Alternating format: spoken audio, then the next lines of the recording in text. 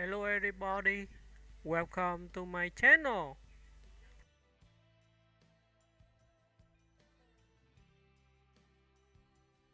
Janis Joplin, the electric voice of a counterculture. Few voices in American music history strike as deeply, or as instantly, as that of Janis Joplin. Raw, volcanic, and rooted in the blues, Joplin transformed every lyric into an emotional confession. Though her life was brief, her influence remains monumental, securing her place as one of the most iconic performers of the 20th century. Early life and the roots of a rebel born on January 19, 1943, in Port Arthur, Texas, Janis Lyn Joplin grew up far from the musical world she would later dominate. Sensitive, artistic, and passionate about black blues singers like Bessie Smith and Lead Belly, she felt alienated in her conservative hometown. Music became both an escape and an identity. By the early 1960s, she left Texas for good, heading to California, a place buzzing with new ideas, countercultural movements, and a hunger for change. Rise to stardom. Big Brother and the Holding Company. Joplin's breakthrough came in 1966 when she joined Big Brother and the Holding Company, a psychedelic rock band based in San Francisco. Her earth-shaking performance at the Monterey Pop Festival in 1967 became a defining moment, not just for her, but for rock history. Audiences had never seen anything like her. A woman who sang with the force of a blues shouter and the vulnerability of a poet. Their album Cheap Thrills, 1968, featured classics like Piece of My Heart, and showcased Joplin as a powerhouse capable of dominating any stage. A solo career marked by fire and fragility. After leaving Big Brother, Joplin pursued a solo career that further solidified her legend. Backed first by the Cosmic Blues Band and later by the Full Tilt Boogie Band, she expanded her sound into soul and rhythm and blues. Her final album, Pearl, released posthumously in 1971, contained some of her most enduring work, including Mercedes-Benz and Me and Bobby McGee. The album hit #1, a bittersweet achievement that underscored her enduring appeal. The woman behind the myth. Although celebrated for her wild stage presence and bohemian lifestyle, Joplin was also deeply introspective, humorous, and sensitive. She wrestled with insecurity and a longing for acceptance. Those contradictions made her music so compelling. Every performance was a collision of strength and vulnerability.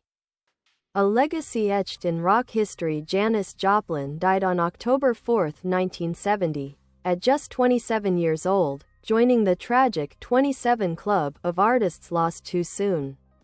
Yet her influence echoes across generations. She helped redefine what female musicians could be: bold, emotional, rebellious, and unmistakably themselves. Her voice continues to inspire artists across genres, from rock and soul to indie and alternative music. More than 50 years after her passing, Joplin's songs still ignite something profound. She sang not to impress but to feel, and that authenticity remains her greatest gift.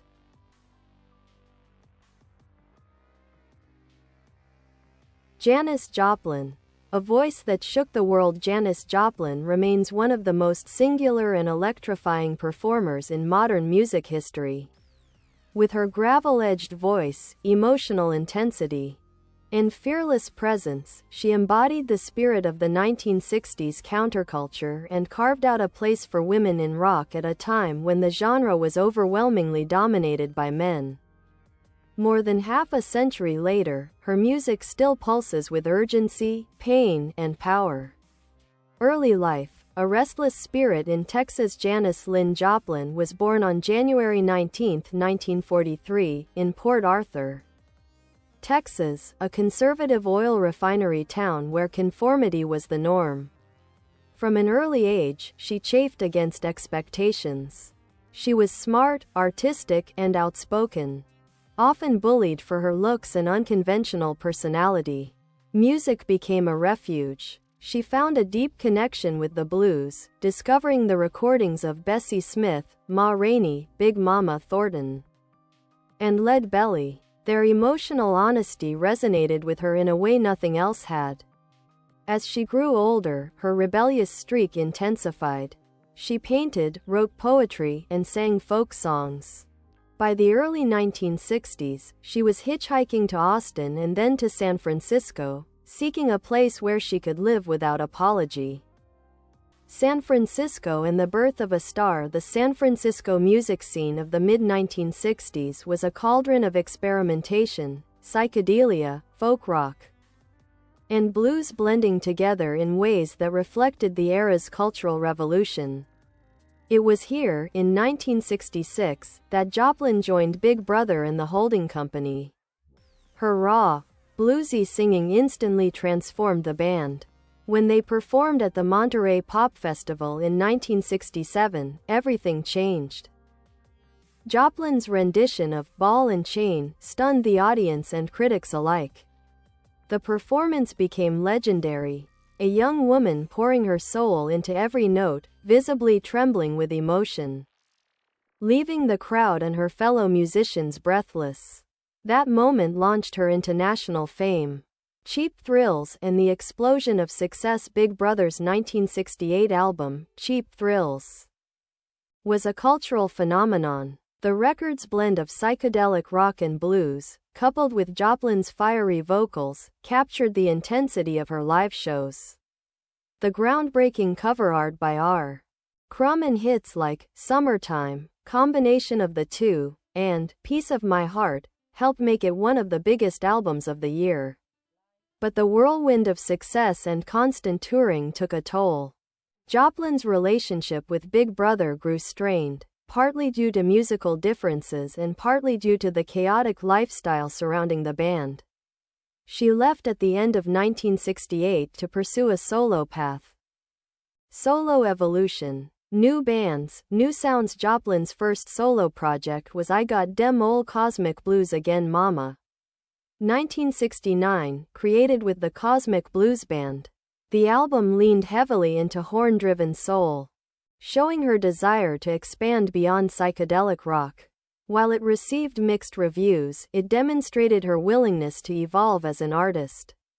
By 1970, she formed a new group, the Full Tilt Boogie Band, a tighter, more cohesive ensemble that allowed her to shine. With them, she recorded the tracks for what would become Pearl, her most acclaimed album. The Making of Pearl, released in 1971, stands as Janis Joplin's masterpiece. The album includes Me and Bobby McGee, her only #1 single. Released posthumously, Mercedes-Benz recorded in a single, haunting a cappella take, Move Over, a fierce blues rock opener, Cry Baby, a powerhouse performance filled with aching emotion under producer Paul Rothchild. The music was more polished than her earlier work. Bye bye. Thanks for watching. Bye.